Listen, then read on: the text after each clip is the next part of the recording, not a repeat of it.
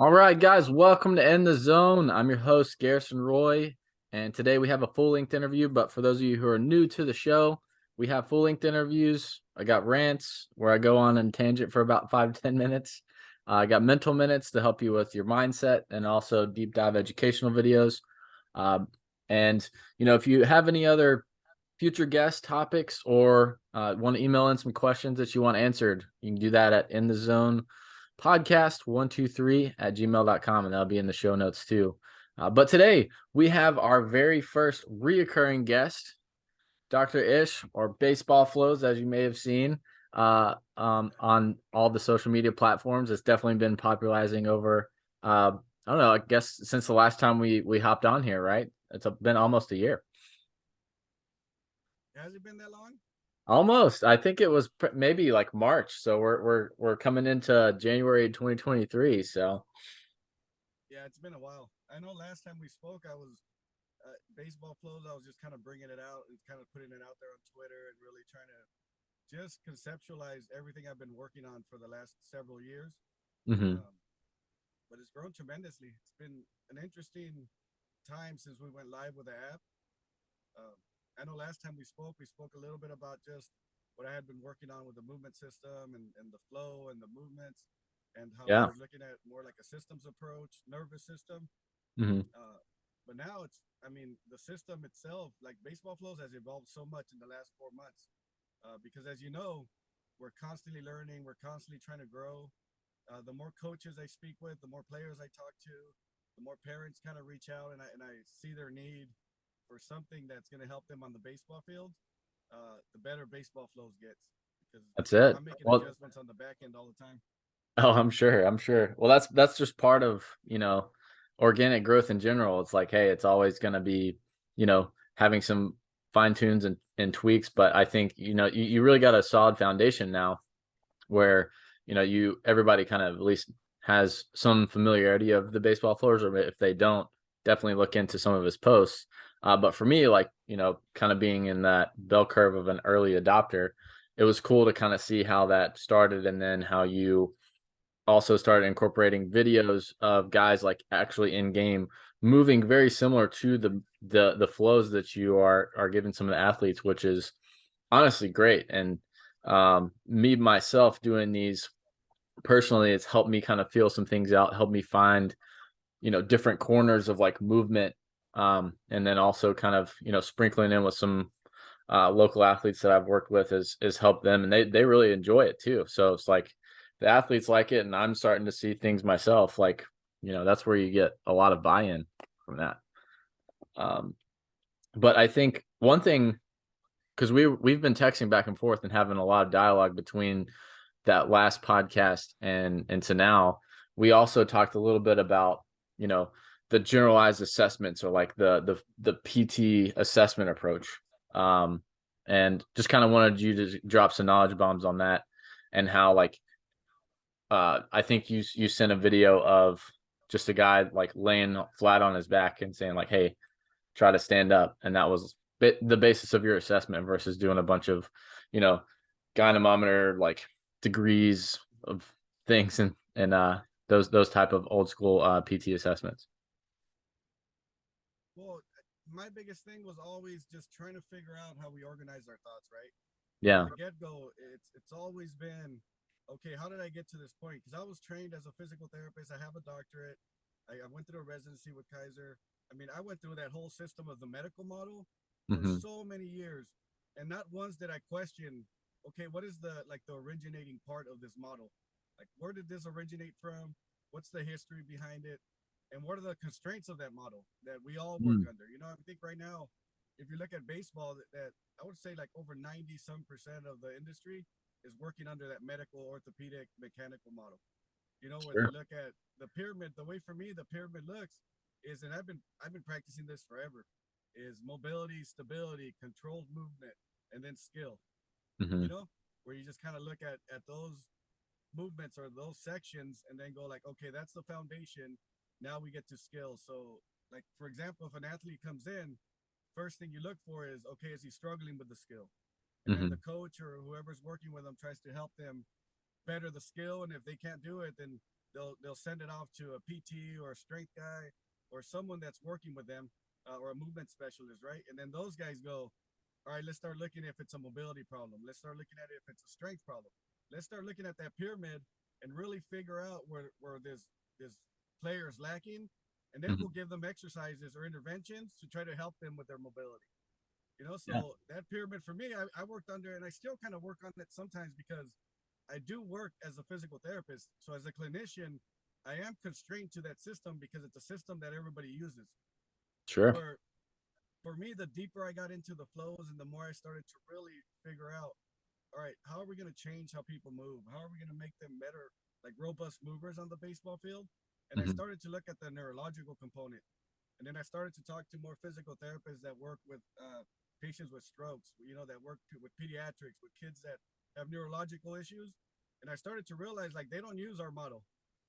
They don't use mobility strength. They're using a whole different set of evaluations, a whole different set of how they look at the human being and how they look at movement. And they're looking at it more from neurological model. Hmm. They're looking at it more from the nervous system, from a systems approach on how everything and muscle synergies work, and how we manipulate momentum, and how we use inertia to our advantage, and how we move in space versus what the constraints that we've been working with in baseball, which is more of the medical model. And I think for me, that was probably the biggest change, and what has taken off from baseball flows. I think that a lot of coaches are starting to connect to that model a lot more, where they're starting to realize that movement is a neurological process. Hmm. So to take it and break it down into a mechanical model and then trying to bring it back into the baseball field or the skill, I think, I mean, that's a big, like, it's almost like a Hail Mary. That's the way I see it. Yeah. If Well, we're yeah. if you're breaking it down, If you decontextualize it too much, then you're missing the whole picture. Yeah, definitely with you on yeah, it's that. like you simplified it too much to the point to where you lost the essence and you lost the integrity of the movement system. And for me, I said, okay, well, with the baseball flows, let me try to develop something where I'm keeping the integrity, I'm keeping the essence, but it's that it's simplified, right? Hmm. Because I think movement is very complex, but it doesn't mean that the way we look at it or the way we treat it has to be so complex.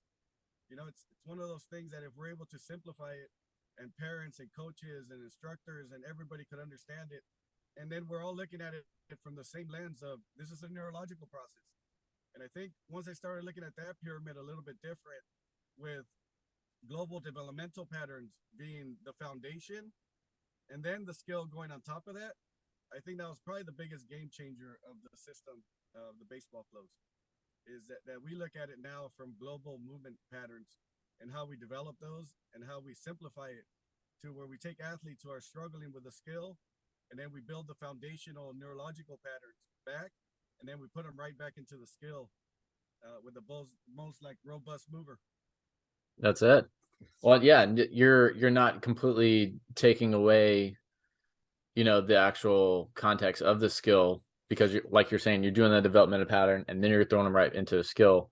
And I always thought that was the best approach, even from a strength and conditioning role, is like, okay, hey, like if I'm teaching a guy how to hinge or whatever, like I can do some stuff in here in the weight room to help him feel it. But then I also want him to try to go do a throw or, similar type of movement to, incorporate that and learn how to, bridge that gap. Because a lot of people think of it as in silos where it's like, oh, strength and conditioning here, throwing and all these other pieces like on its own when it in reality they all mesh together. Yeah, I think movement is a continuum, right? It It's a is. continuum from lying on your back, being still, to throwing a baseball or hitting a baseball. And Mhm. to look at that whole continuum, I think if you're not looking at the neurological process and the developmental patterns, I think we're missing a big piece. So that's why even the last podcast I did, I said, however you want to train, but just make sure you do your baseball flows. Just make sure that you're on a system that's Mhm. bridging that gap, that's making you robust, that's making and working on your neurological process to be able to organize your body to perform a skill. Um, 'Cause I feel like right now this is the perfect time for a system like the baseball flows, because I do feel like the industry is starting to change how they look at movement. You hear it all the time, right? They go, "Oh, we got to train better athletes. We got to train athleticism." But at the Mhm. same time, well, then define athleticism, right? Like, what is the foundation for being a robust athlete?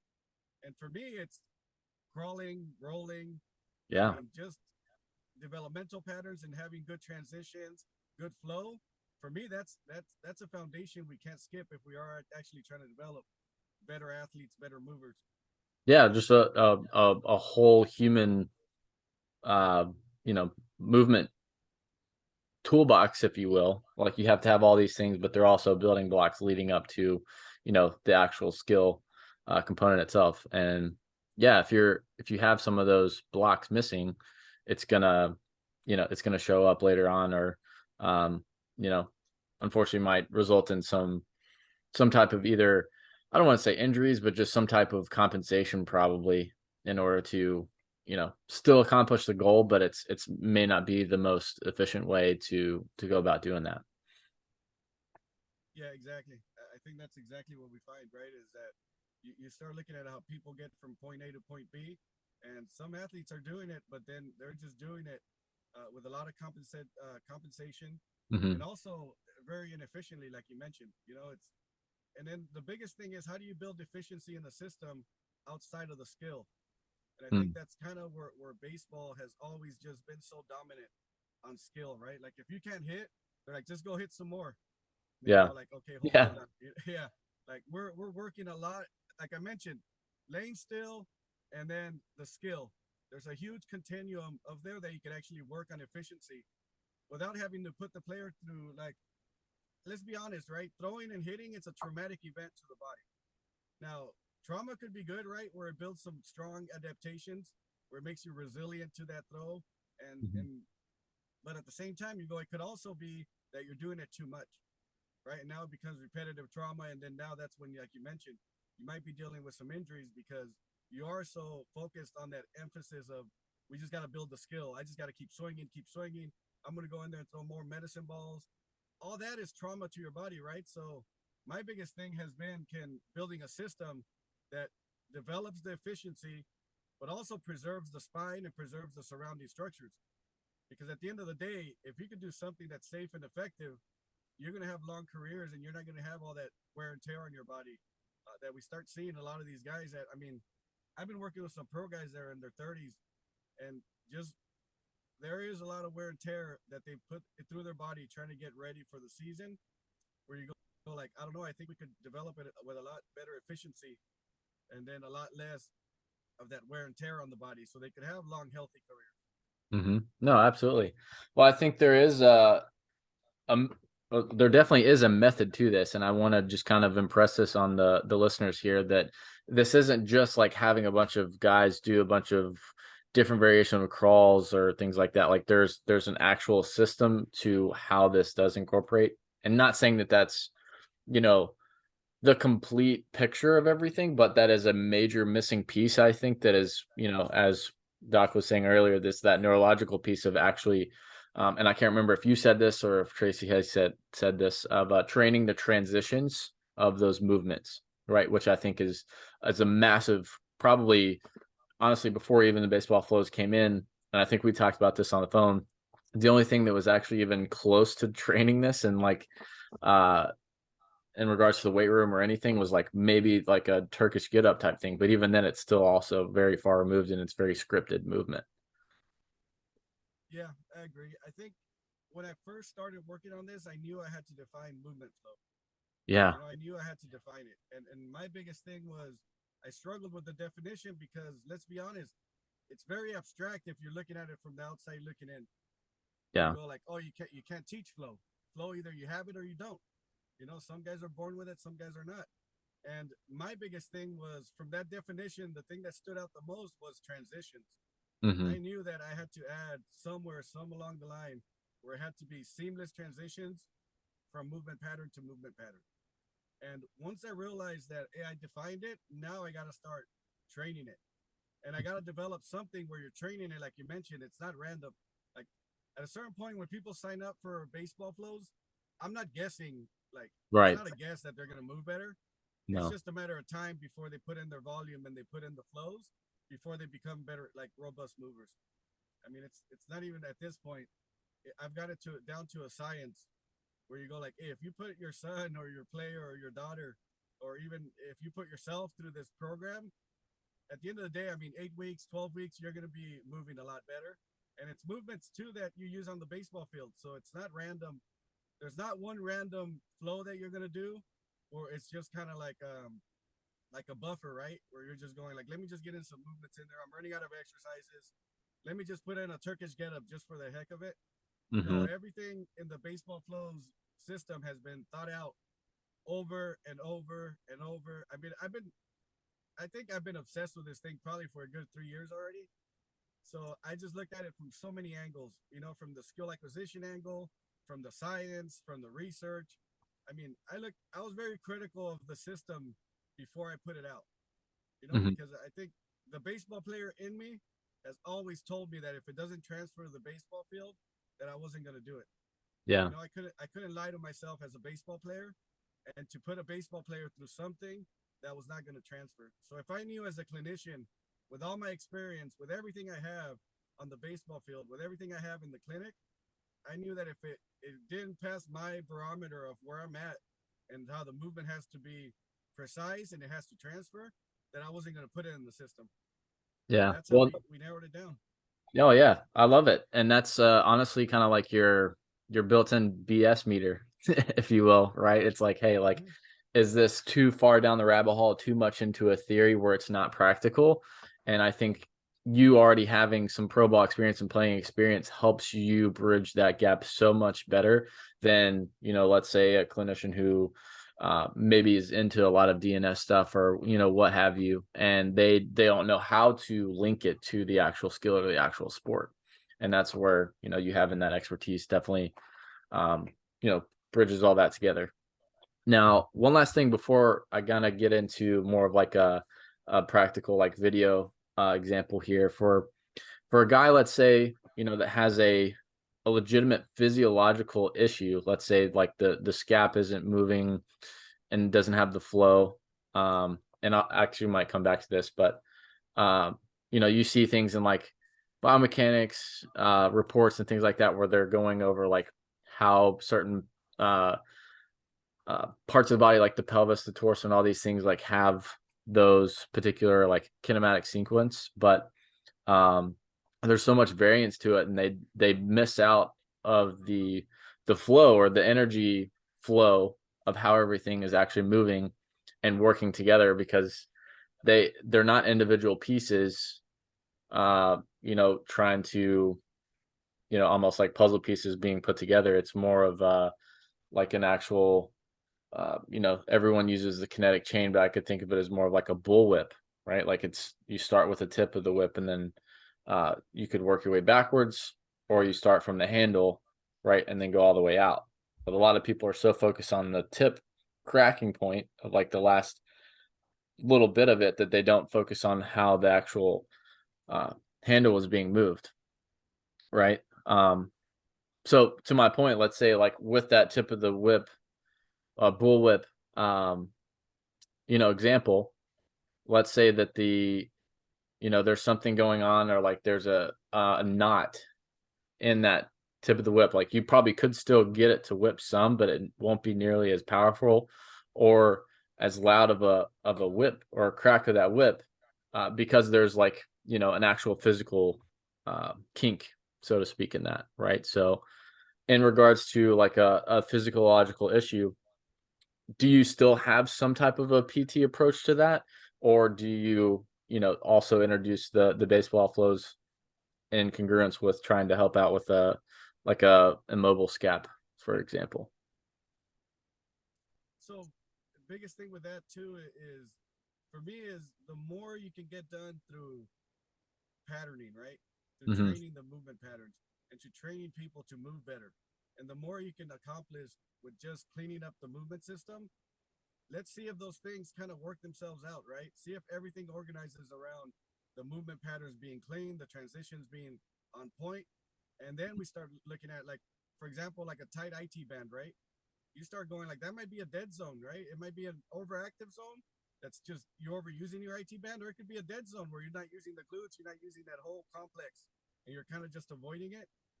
For me, it's always been movement is medicine, right? So it's one of those things that if we get you moving right, then we start looking at your shoulder blade. Then we start looking at your elbow. Then we start looking at all these restrictions that have popped up because of corrupt movement system. So we're actually at this point looking at the root cause and saying, well, let's clean up your movement system and let's see how everything self-organizes.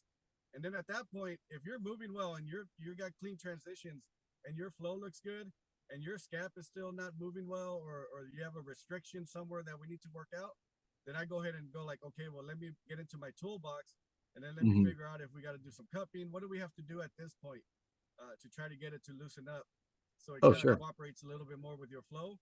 But what I found is that a lot of those things that pop up is basically fluid dynamics and also usage, right? You're either overusing it or it's a dead zone where you're just not using your shoulder blade properly. And with the flows, once we get the system working and we get those synergies to really work together, and I think the biggest thing that we forget sometimes is that just like we communicate to the body is communicating to the body, right? Hmm. So there's a definitely a feed forward that your shoulder blade gets because the deep core is not stabilizing, right? Your deep core is not stabilizing. Your shoulder blade already knows, like, hey, something's coming in hot because I'm starting to feel that this energy is piling up as it's getting to me, and it's that closed loop system that we're actually trying to, with the baseball flows, trying to clean up, where the communication is clean between the shoulder blade and the deep core, and everybody's working in a very synergistic model. That I go like, hey, guess what? Maybe at this point we don't have to go straight to some kind of manual therapy. We go, let's go movement based, right? And let's clean up the system. And then we go, okay, how did that shoulder blade look afterwards, right? And my biggest thing that you mentioned too is because I used to be that therapist for a long time where I actually forgot the numbers now, but I remember like the shoulder blade, you go like, oh my God, you need 60 degrees of upward rotation, 25 degrees of external rotation, anterior tilt, too much anterior tilt, you need posterior tilt. And I used to Yeah. be that guy who would be like looking at it and really measuring symmetries and looking at every little angle. But then I realized that a lot of it has to just do with stability at the right time, strong, stable patterns, and stability at the right time with the right sequence. And you'll realize that a lot of these things that we look at as being, I want to say bad, but being off in on a lot of these athletes actually are a non-issue once they start to moving well. Yeah, no, I love it. I'm glad you brought up that deep core portion because I think a lot of people that have talked to me about some of your posts, they're like, "What does he mean by deep core? What is all this that he's talking about?" Or like, if you take care of the actual like root cause, then the rest of the symptoms sometimes do clean up. So expand on that a little bit of like what you're referring to when you say deep core versus it being like, is that just like your psoas muscle and like all those other things, or I'll kind of like give you a layup here. Well, I think for me, the deep core, I mean, it's always the abdominals have always been this mystery for everybody, right? Mhm. There's some people that think like, oh, you got to contract the obliques. And then there's people that go like, you can't contract the obliques. It's all or none, right? Like they're all connected. But But that's what I also the say, most injured, or the most reoccurring injury in baseball is oblique strains. exactly. So then you're going, okay, are they underused and they're undertrained? Are they not stabilizing? Yeah. For Oh, me, I always, yeah. I love what you said earlier about things being overactive or a dead zone. I think that's actually a really great analogy to look into for yeah, I that. think people don't realize that we have a tendency of thinking in extremes sometimes, right? Hmm. Where we think like, oh my God, this thing's overactive. Let's start doing everything to decrease the activity, or you're overusing it. So let's start working on somewhere else so you can use this less. And sometimes you think like these are just dead zones, maybe that need more. We'll talk about it later, but I think they just need more neural drive, right? They need the nervous system to really engage, to really increase the activity in that area. But for me, when I say deep core, I actually mean everything, Mm. right? I mean your obliques, I mean your hip flexors, your psoas, your glutes, your quadratus lumborum on the back end. I mean all your paraspinals. I'm talking about the whole area because I don't know if you saw my post, but when I talked about the fascial corset, for me that's the biggest thing. Is that if they're not all firing on all cylinders, you're not gonna get that fascia to just like tighten up and Mhm. really hold the middle tight and really hold it stable. Because for me, is if you have proximal stiffness, the distal parts are going to move freely, and they're going to move like you mentioned that whip. You're going to get that whip a a lot better if you have a stable corset and you have the core and all those muscles engaging at the right time with the right type of intensity. Yeah, no, that's spot on. I love it. Yeah, this is all your tweets like starting to come down into one little combo here. It's awesome. Well, yeah, I guess this is probably a good time to probably transition to maybe a little more practical thing, and I have a few of them here that we can kind of pull up. And I'll probably share this too as a separate clip for those of you listening. I'll insert that in the show notes. But I'll go ahead and pull up a screen here, and I think and if you can't see this, Doc, let me know. I can zoom in for you. I can see it. Yeah. So you probably you may or may not remember this video here. But so for example, me kind of going through the baseball flows, the S mount, or more people might be familiar with this labeled like the 90-90 position. Um, you know, that seemed to be a large staple of a lot of the baseball flows.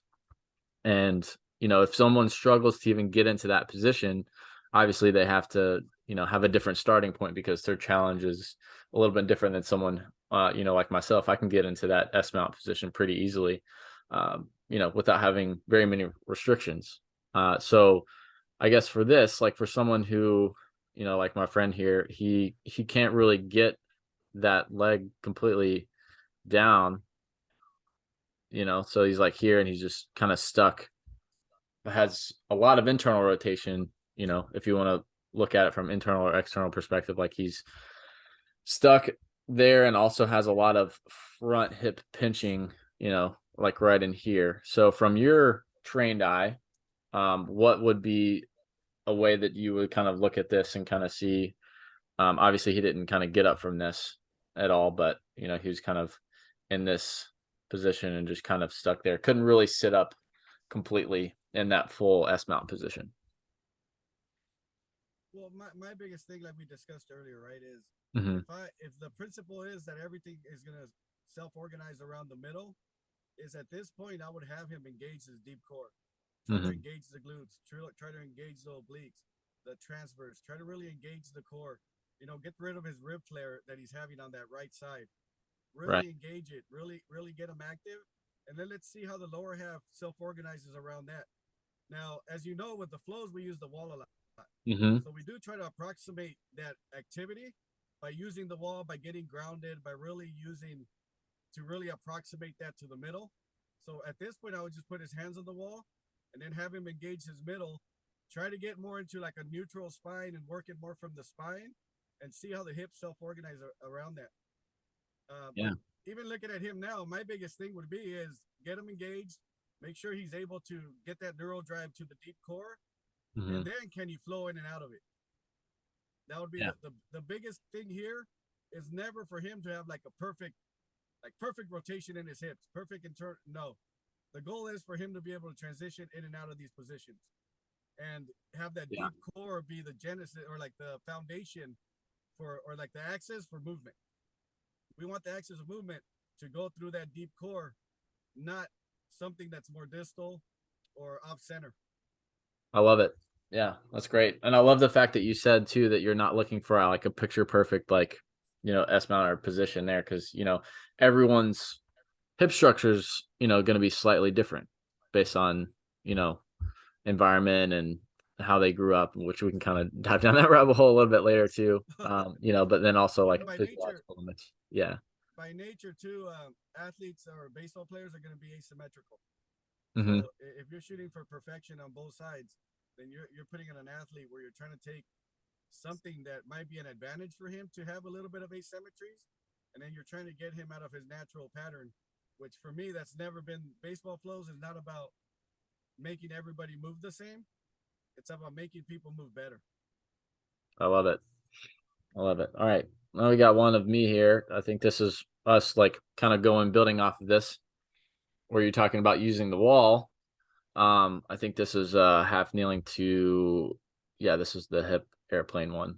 So obviously I'm kind of doing this on purpose to kind of drive home a certain point here, as far as like pushing into the wall and like using that.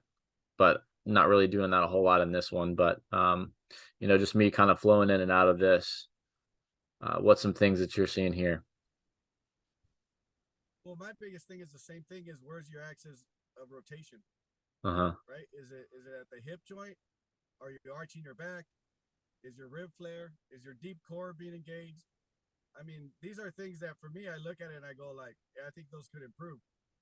Sure. Now, believe it or not, I think as you go through these movements, there is going to be some self-organization that happens where the deep core is going to start getting engaged more because the entire thing about the flows was that the movement is the teacher, right? So it's Hmm. not me having to cue you to do 1,000 different things.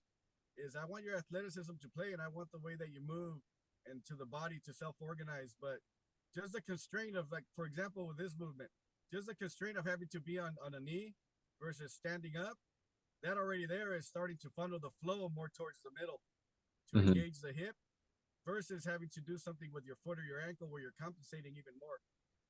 Yeah.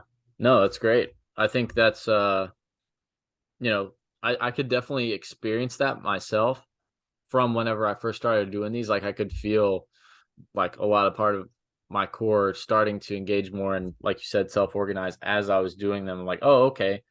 This is like me actually trying to like lengthen and then activate everything. Right. Cause I was also thinking about having some type of like opposition here where I'm like pushing away here, or like once I get to, like a certain position there in that hip airplane, like could also push my hands into the wall a little bit more here. Like this is going this way and the pelvis is going the other direction, right? Like a lot of that can also kind of just happen simultaneously as you're doing the movement, which is pretty cool. All right, let me pull up another Yeah, and one. I think that's been kind of the hidden gem with the flows is Yeah. that the way everything has been set up, it's putting you in a position where A, you're gonna self-organize to a natural pattern that's for you, but B, it's forcing you to engage the middle and it's forcing you to get real stability as far as movement and not allowing you to basically cheat, right? Hmm. And I think that's the biggest thing is like the way the system was developed is that the exercise is the constraint and the movement and the design and the way it was designed and the way the system designed it. It's like a recipe, right? It's one of those things that we're not guessing, or I'm not guessing at the end of the day that you're gonna move better after you go through these series. And I think the variability of the system also, because like for example, this would be one of five that you did. Correct. So Yep. I think people also have to look at that, like just that dynamics of how that was created, because I think that's kind of where like if you think about cooking, like this is one ingredient.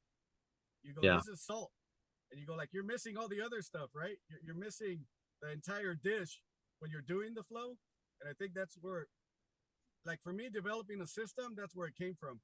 It Hmm. was never about one exercise or one movement. It was about can we take 100 different exercises, 100 different environments that we develop, and really create something where at the end of a year you're going to be such a robust mover, but almost like without you knowing, right? It's not going to be Yeah. like, oh my God, this one exercise was the one that did it for me. You just that after a month you feel better, after 2 months you feel even better, and it's one of those where it's the recipe. It's not. It's like when you taste a nice like piece of like a dish, right? Somebody cooks it and it's bomb, and you go like, I don't know what's in this thing. I just know that it tastes bomb, right? Yeah. Like I don't need to know every little ingredient that went into this freaking dish, but at the end of the day, you start to realize like, but I could taste it, I could feel it. Hmm. It's just that, and that's the whole thing that about the baseball flows is that it is a system. It's not one exercise. Oh It's yeah. just how it's put together, and it took a long time of really like trial and error, but also a lot of science where you go, okay, how can we make sure that the deep core is getting engaged? Absolutely. Let's see if I can find another one. All right, here we go. So this one's kind of like a little bit of progression, and then I'll pull up an actual skill video here. So, you know, you go from here. I think I went from my back. Yeah, then I went to the S mount and then kind of more into an actual active jump here. I'll just kind of play this through.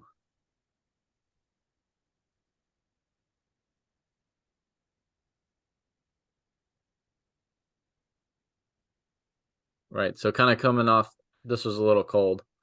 Um, but like learning how to get into this position, I think that was probably the biggest challenge for me when I first started was like trying to get from a like a half kneeling position to progress to that like um back to that S mount or that 90-90 position. But after a while I actually learned how to control that a little bit better, which I thought So was pretty cool. Garrison, let me just tell you this, and I think you're pointing out something that is so cool about the baseball flows Yeah. is that now put yourself in the skill of baseball of throwing. Hmm. Say you're a Yeah. right-handed pitcher. What does that look like? What does that transition there look like as a right-handed pitcher? So Doesn't from it look like here, you're hinging into your hip, yeah, right right? here. Doesn't it Yeah. look like the hinge, like you're riding? What does Lance call it? Right in the Ride slide. the slide, Yeah. right? Think about it, right? Now we've created a different constraint and a different movement where the skill is right in the middle of the flow. Hmm. Does that make sense? It And I does. think that's been the magic of the baseball flows, is that the skill is hidden in the flow.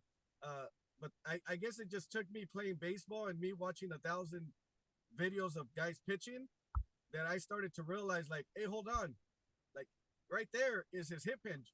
If you have Yeah. a guy that's having trouble with hip hinging, and you're having a guy that can't really get into that deep hinge and hold it and flow in and out of it, I Hmm. go, this would be a perfect exercise for him. But your body, the way I always saw movement is that your body will self organize differently if I just have you do that one movement versus an entire flow. Yeah.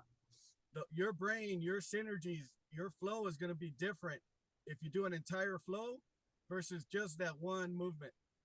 And I think there's nothing wrong with just practicing the hinge and practicing that one transition. But at the end of the day, that's why I always say, do whatever you want with training, but just make sure that you're getting your baseball flows, because the skill that you're doing on the field is hitting in the flow. You're doing it as you're flowing. It just takes a very trained eye to see it. It does. Definitely does. All right, last one here. Just kind of going off of the little bit of the skill here, and you could probably kind of see this. I had them start in a S mount, and then kind of was like, "Hey, get up and throw." Didn't really say much from there. So I thought it was kind of cool because these both of these kids are infielders. So I was learning like kind of getting them into positions that would be similar to like what they would have to learn to do in a game, right? So just like, hey, get up and be athletic in the throw. Um, so obviously, you probably seen some things here that this was probably maybe like 2 or 3 days in to them even being in these positions because they're like younger 13-year-olds. But like from right here, I'd say like I don't know if you agree with this or not, but like if you're looking at his deep core, like right in here, he's like not really activating a whole lot. He's just really struggling to get up, but then he somehow, like you said, self-organized to get up right there. But what would be some of your thoughts? I know I didn't get the full get up here, um, but just from him going from here to then transition to an actual throw. I think a lot of what you mentioned, right, is the deep core and the hip hinge for me are non-negotiable. Sure. Those are two of my non-negotiables for movement. Is when you look at a great athlete and you see how they move and you Hmm. see the power that they generate, and you focus on that deep core and the hips and the hip hinge and how they hold your posture just by stabilizing the center and how they move, how everything moves around the center. It's one of those things that once you see it, you cannot unsee it. And the biggest thing is, like, even for this kid, if he goes through the baseball flow system, in 2 to 3 months, it's going to be a totally different mover. You're going to start to see his middle stabilize. You're going to start to see everything self organize around that middle. And you're going to see, even now, when you look at his throw, you go like, like his movements.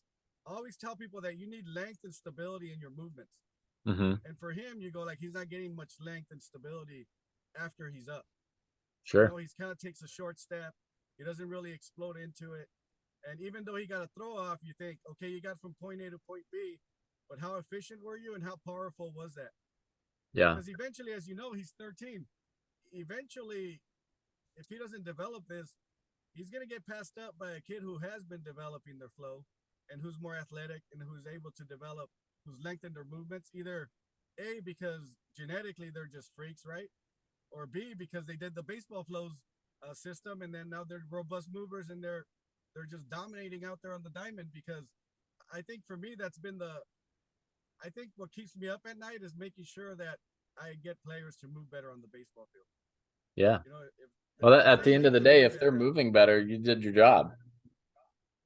Yeah, exactly. And I think, and I'll be honest with you, I think there was a lot of years as a therapist that I failed a lot of players because I didn't take the time to rethink everything I was learning.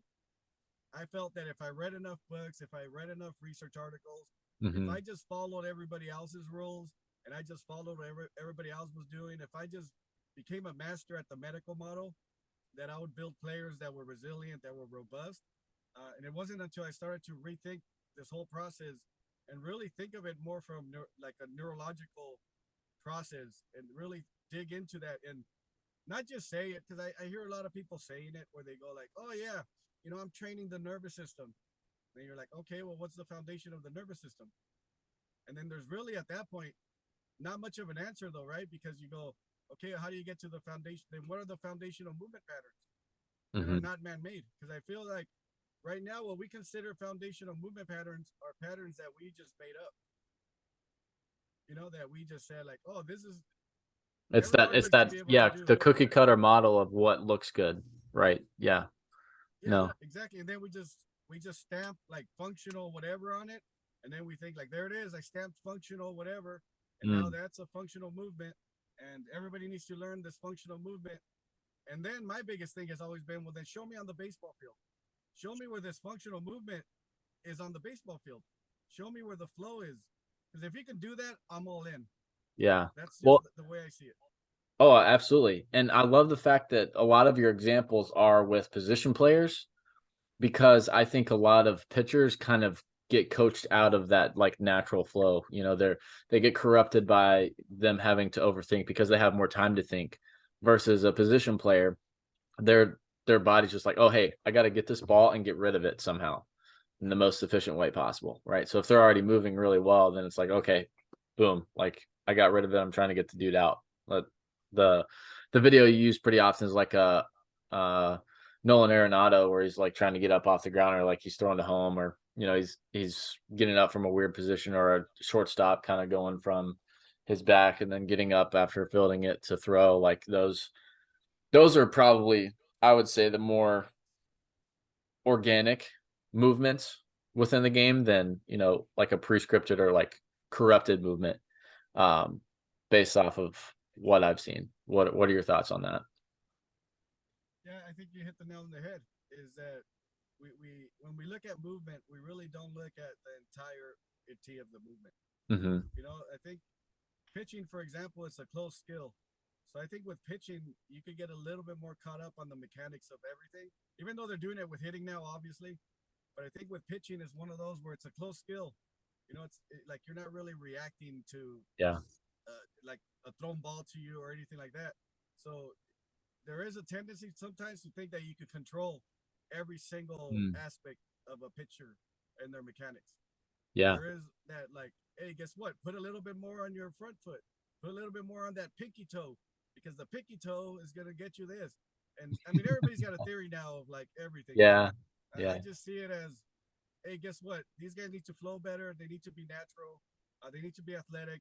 And now that you hear a lot of people saying like, oh, they got to move like shortstops, and I was like, yeah, well, that's exactly, you got to have that flow, and you got to Yeah, be or able to. they're right on that aspect, but I guess their practical application of how to do that is like, oh hey, just go field PFPs, and then it's like, okay, cool, now let's go throw.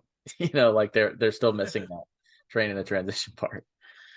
Well, exactly. I think that's the hardest part because I always put myself like out of all the knowledge I have. I always try to throw it out sometimes, and I go Hmm. like, what if I didn't have all this knowledge? Like, what if I didn't?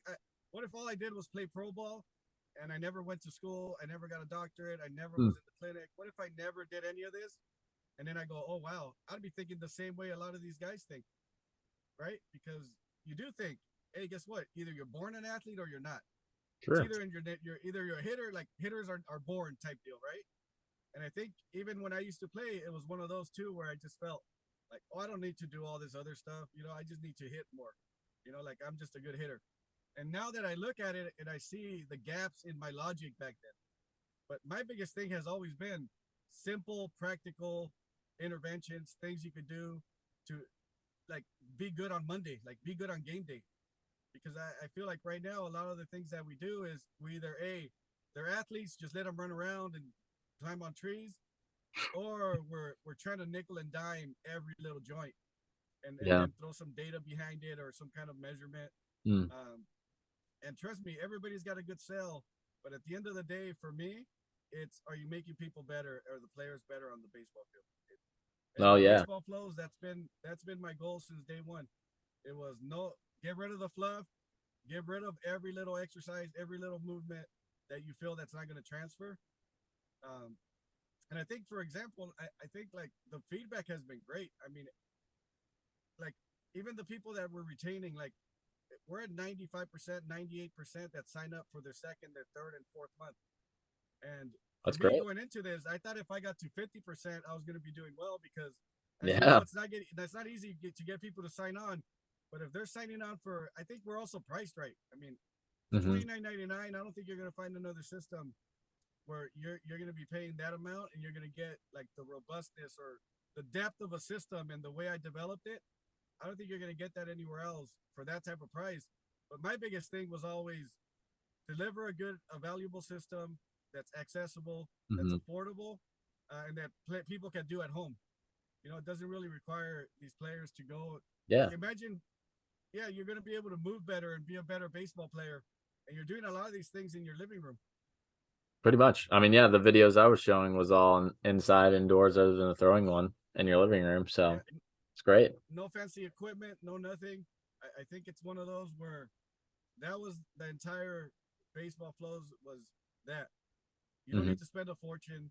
You don't need to spend tons on equipment. You don't need all this high tech stuff. This is natural movement, and the way we're going to build it is through research, through experience on the field, through everything I've been through just as a provider, and also through like being innovative, right? I mean, I think if we're not innovating and we're not thinking just a little bit different than everybody else, then you're kind of doing your baseball players a disservice. Hmm. Because I always tell people we think old school thinkers are like the guys from 20 years ago, but right now I think old school thinkers are like guys that are doing stuff from 4 years ago. I agree. Or If 10, you're yeah, doing the 10 same to stuff, 5 to 10 years ago is, yeah, definitely old school. And I you're a very definitely, relic, and yeah, for sure. If any of the listeners kind of tuned in on the Lance Wheeler podcast, you'd know that like kind of where his thought process and also my thought process, like a lot of people are kind of stuck on this one way of like, hey, this is how you do these specific drills, but then you just modify it or, things like that. And that's very in the box thinking because no one's really thinking for themselves, right? Like they all are going off of, you know, nothing against them directly, but it's just like, hey, like everyone knows what driveline pivot picks and like all this stuff is, right? But how's that going to transition to you actually throwing in a game or on the field when it's I think the more I've critically looked at it, that's a totally different skill in and of itself, is learning how to throw into a wall with a little plyo ball versus throwing a baseball, interacting with the hitter, the catcher, the umpire, right? Like there's a whole lot of other variables at play there. So, if you get too far down the training rabbit hole where it's not representing the game, and I think where the baseball flows, it does kind of fit that perfectly, where, you can still see those movements in the actual game and not, a fabricated, drill, so to speak. well, yeah, for me it's always been is where did your thoughts originate from? Uh-huh. What model are you working with? And I feel that that's literally what it comes down to. I have a tendency not to look at too many other like what everybody else is doing, just because I always feel that like, hey, guess what? My biggest thing is focus on me delivering something that's valuable Yeah. and something for me that's not really tainted by looking at somebody else's work or really going like, oh my God, look at that. That's horrible. Yeah. Why are Yeah. they doing that drill? My biggest thing has always been like, let me focus all my energy on my clients, my players, making sure that all my energy goes to like delivering a system and something that's really valuable to them. So I don't get too preoccupied for that. But my biggest thing has always been where just what model are you working with? Because if the Hmm. model you're working with is that mechanical model, if your model is that orthopedic model, then I think like you might want to rethink it. You might want to start looking outside of that. Because for me, if you really want to change a lot of those things that are in that model, your mobility, your coordination, your strength, right? Then the neurological model takes care of all that. Like if you It move does. well, your mobility is going to be great, your strength is going to be great. Everything on the baseball field you're going to have, but it's going to be based on a neurological process, and that takes care of all the medical model. And I don't think the medical model takes care of the neurological model. And Yeah. that's been my biggest thing with the baseball flows is that we have one model that doesn't really support the other one, and we have one model that takes it all and goes like, we're just going to go ahead and like you don't have to do isolated mobility work. The Hmm. patterning, the flow, the deep core stabilization, all the things you're going to develop with the baseball flows is going to take care and is going to supply you with what you need on the baseball field. And that might mean a tight right hip. It might mean that your internal rotation on one side is not ideal, right? It might just mean that because you might need that tension. You might need that because that's how your anatomy or how you were built, or just genetically, whatever it is, right? But if you're flowing right and you're transitioning well, and the flow looks, and you're starting to go through the system and you're starting to become a robust mover, then my worry is not, oh my God, I got to increase their right hip internal rotation. No. My biggest thing is we need to vary the flows, right? We need to increase the variability of how they're flowing. We need to create more transitions. We got to create more opportunities for this person to self organize into a robust mover, not by me telling them, by developing an environment or designing an exercise or a movement practice where it's bringing that out of them. Hmm. Yeah. No, I love it. That's we could definitely get down the rabbit hole of like, hey, like, yeah, the medical model, even outside of baseball, doesn't necessarily work for a lot of things either. But I do kind of want to go down the rabbit hole of the nervous system in and of itself. Right, where you're saying like, hey, the nervous system model. Um, let's go down that a little bit and kind of break down, what you're looking at as far as like the nervous system and like developmental patterns, kind of go a little bit more in depth. Well, my biggest thing has always been like it needs to make sense. Hmm. It needs to just make sense in the big picture of things, and it needs to be simplified to where players can digest it, coaches can digest it, parents can Absolutely. digest it. And I think when we look at the nervous system, sometimes we run into the same thing where we start to split it all apart, and then we start looking at every little micro movement, every little micro detail that honestly we can't control. Like that other day, I think I saw a presentation. The guy was talking about like sarcomeres and micro myofilaments, Oh and yeah. I'm just going like, oh my god, like, well, how does that change how I move, right? Yeah. How do I how does that change how the guy throws a fastball outside, man? Like I don't know. How does that give this guy a nasty slider? And I go, it doesn't. It's a great sell, but at the end of the day, it goes like it doesn't change how we train people. It doesn't change how they're going to move on the field. So for me, the nervous system is the same thing as anything else, where you go like, hey, it's the developmental movement patterns, it's crawling, it's rolling, it's Hmm. all these things that you did when that took you from being a newborn, just lying on your back, to a walker. Hmm. All those patterns that you had to go through and that develop and that genetically, like, this is already pre-sequenced in your DNA on how you're going to get from point A to walking. So all those patterns that you develop, those are the same patterns we use on the baseball field. So for me, from a neurological component, it's then we need to really make sure that those patterns are on point. And if your walk up from the ground movement screen looks great, then we move on and we go like, hey, maybe you're ready for the higher flows. Or a lot of these athletes, I mean, even with that test, it's not 100%. Because I've had athletes who look great, and then you put them down on the flows, and then they struggle with certain transitions, kind of like what you did. Hmm. Where you go like, hey, I'm having really trouble from this transition to that transition, and you might be the same athlete who goes like, oh, I have trouble hinging and going down the mound, and you go like, well, maybe there's an explanation here where this developmental pattern, you need to work on that. and you need to develop it and really work on that transition from a point of a flow versus where it's more static and just position based. Yeah. Oh, I love it. Well, the cool thing I will mention too is like as I was doing the flows, really for the first couple times, it's a movement that you're not familiar with, right? It's almost like very similar to someone who's just now starting to learn how to hinge or do these other movements, right? Like you have to groove that pattern. And with me doing a bunch of other different moves, like learning how to get up from a half kneeling position to then transition to something else, is like it was really engaging my brain, which, like you mentioned earlier, is kind of where the nervous system is being originated from, or that's like the powerhouse from it is like from the brain, and then is it sending the signals out to the other, down the spinal cord out into the limbs, to learn how to just navigate through the environment that it's in, or through the task that it's trying to accomplish, right? So I think that aspect I really liked, and a lot of me just trying to show a simple flow to someone that they're like, wait, what do I do with my leg? What do I do with this? Right? Like they can't go on autopilot. They have to have an engaged brain when they're doing this.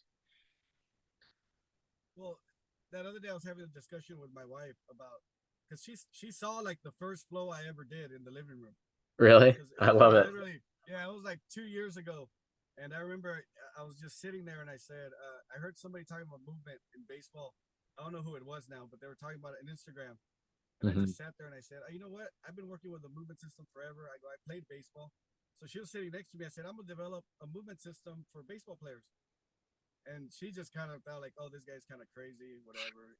He's always got some kind of idea, something he wants to do. So then Yeah. yeah, when I started rolling around with my boys who were, I think at that point when I started, one of them was like a year, the other one Mm. was 3, and then like 7 or 6. That's kind of the age gap they have. And she's like, I remember you used to look at our sons, and then you would do what they were doing, and you would just look how they were moving and how they were flowing, and you would always record them. And she's like, I just remember you. It looked crazy to me that like, what is this guy doing? Because she's like, you would roll around with him, and the crazy thing was that I started to notice is that, like you mentioned, a lot of these people, these movements seem so foreign, but to my 1 year old and my 3 year old, they seem so natural. Hmm. They seemed like they were already ingrained in them, like it was they were just flowing with it. I didn't even have to cue them. I just said, hey, just get up. And then the way they got up and the patterns they used and how they use their fascial slings and how they use their deep core. I don't know if you've ever looked at the deep core of like a 3 year old, but those kids are like well rounded. It's just like one big solid mass when they start to move. And it was cool to see that if a 3 year old can do it so naturally, then why is this 15, 16 year old all of a sudden like these patterns that were so ingrained in them, like what happened, right? How does it Yeah. seem so foreign to them now? But I think the beauty about the baseball flows is like when you go back to your hometown, like I don't know if you moved away from your hometown, but when I Oh, go definitely back have. to my hometown, everything seems a little foreign, right? Everything seems a little Uh, bit off. Like, oh my God, that store's not here anymore. But after being there like for a day or two, you start to flow, man. You start to go like, oh, I already know. Yeah, oh yeah, this is mhm. what we used to do.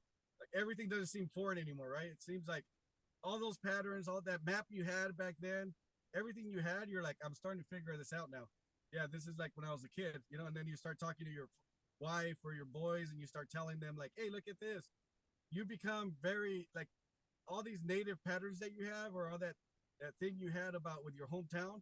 That's the same thing with the developmental flows is what the more you do them, the more your CNS starts to realize that, hey, we've had these connections, right?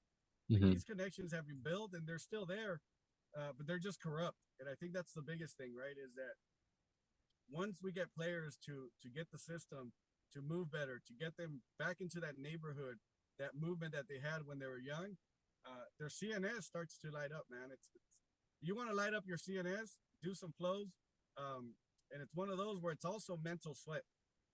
Yeah. It's a lot of mental sweat where you're going like this is not easy. It's not just like brainless movement. Mm-mm. This requires a lot of your attention, a lot of your focus. And as we know, is what you focus on and what you pay attention to changes. So that's how we change how people move. It needs to be with high intent, high purpose, um, and that's probably I mean that's one of the biggest things about the baseball flows also. I agree. There's a lot of other things that are just coming at you that, as you do it more, or as you start to learn more about it yourself, and coaching guys through it and seeing guys go through it, as you're seeing more things unfold for just, I guess, more of the layers of the onions. I guess probably a better example of like you're going even deeper of like, oh hey, yeah, this covers this basis. Oh yeah, it covers this. It hits on this. It hits this too, right? Which is really cool to see, and that's when it that it works. Yeah, exactly. I think I'll be honest with you. I think at this point, I don't even understand the depth of the system Sure. 100%. Oh I'll yeah. be honest with you, because the more I see players do it, and the more I do it myself, and the more I explore it, the more I start to see like, oh my god, I did cover, like it does cover every base that you could think of. It covers it from like developmental patterns. It covers it from skill acquisition. It covers it from self-organizational patterns. It covers it from, I mean, you name it. It's one of those things where you go like, wow, and then it covers it also from the skill component, which is the biggest thing for me. Is these are the patterns that I always tell people.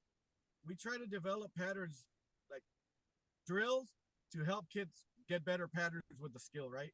Yeah. But we made them up. Those are man-made like Hmm. patterns or drills that we came up with that we felt were going to fit that player.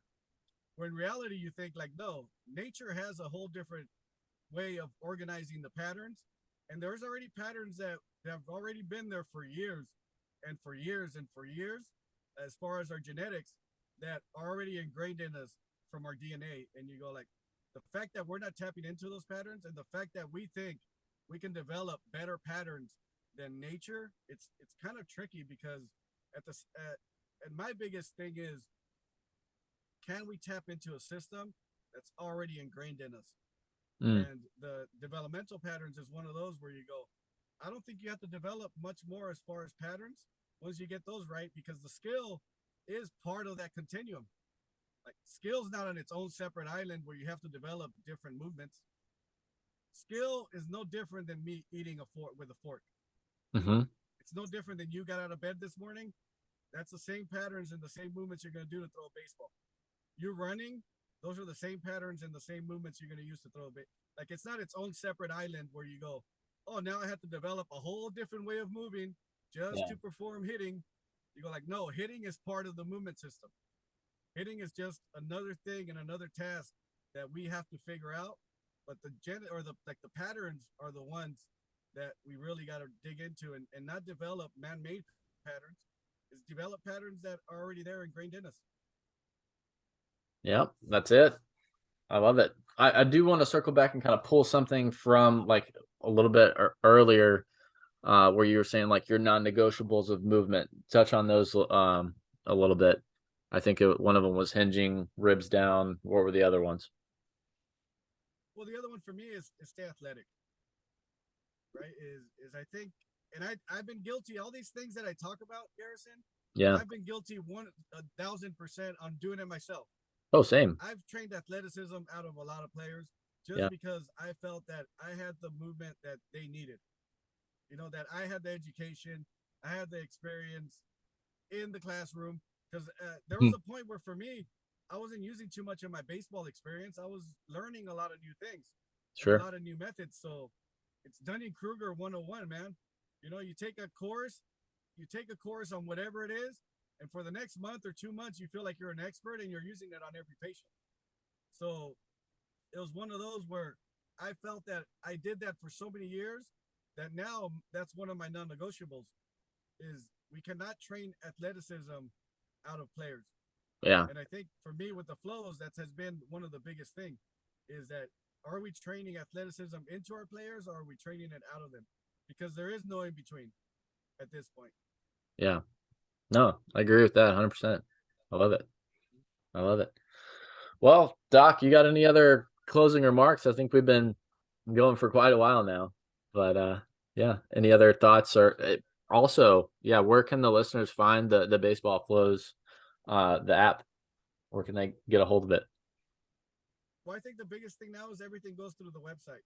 So if they go Okay, to www.baseballflows.com, we cool. have a link there for all our social media. You can get on my Twitter, you can get on our IG. Everything goes through the Baseball Flows website now. even the app. I think once you purchase the flows, you'll get a link for an email to download the app, and then we have a custom app that you go through, and everything is delivered through your phone, or if you want, you can go to the website too, and then work it from there, like on a computer. Yeah. It's very user friendly. Trust me, that was another big thing that I really put a lot of effort into. This was our process had to be very user friendly, where it didn't require a lot of equipment and it was also easy to access. Yeah. Got to keep it simple, right? Like you hit on several times. It's like, hey, can someone, 13-year-old that doesn't have all this knowledge or basis like some of us do still learn how to understand it and execute it? It's awesome. Yep. That's it. Awesome. Awesome. All right, guys. Well, appreciate you tuning in. And if you got anything out of this, share the show, let someone know about it if you thought it was educational, entertaining, because that's how we spread the word on this. Don't run ads or anything like that. So appreciate all of you. And let's go ahead and stay in the zone.